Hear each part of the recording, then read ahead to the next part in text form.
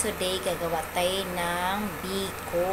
Ang biko natin ay ayan. Pakuluin natin ang ating actually, tatlo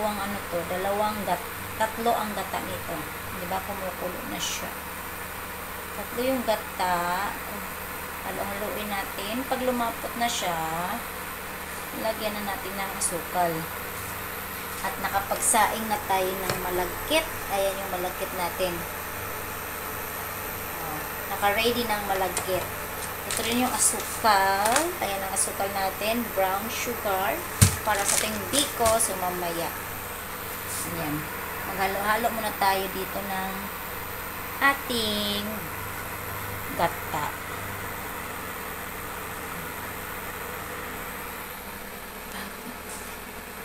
Ayan na ang ating gata. Kunti na lang. So, time na atin na siyang lagyan ng asukal. Maglagay na tayo ng asukal dito. Kasi konti na lang. Pawala na yung gata. So, magbuhos na tayo ng asukal.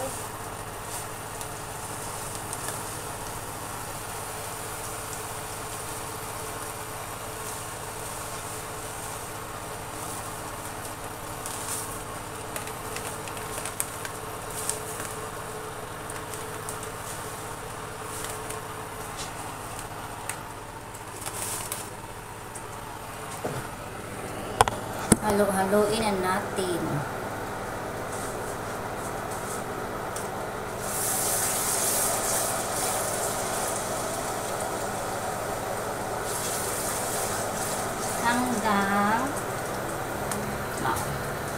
Hanggang magiging ano siya, latik. Madurog ang sugar.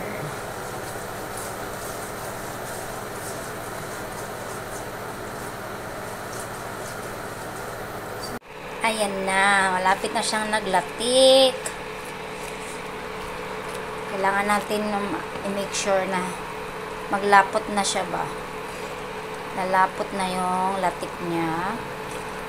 Then, tsaka natin ilagay yung ating malagkit.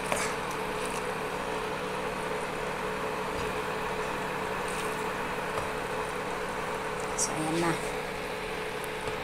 Ayan na, ilagay na natin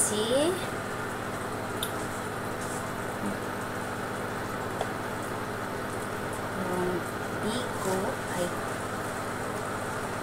sa loob.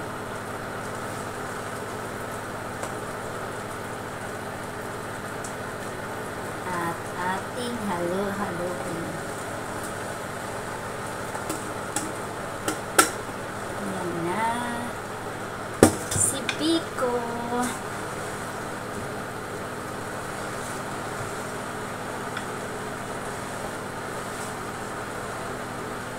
Biko pa more.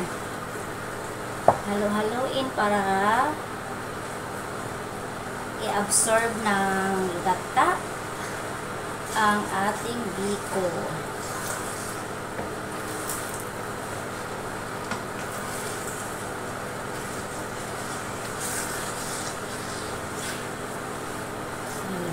Masarap.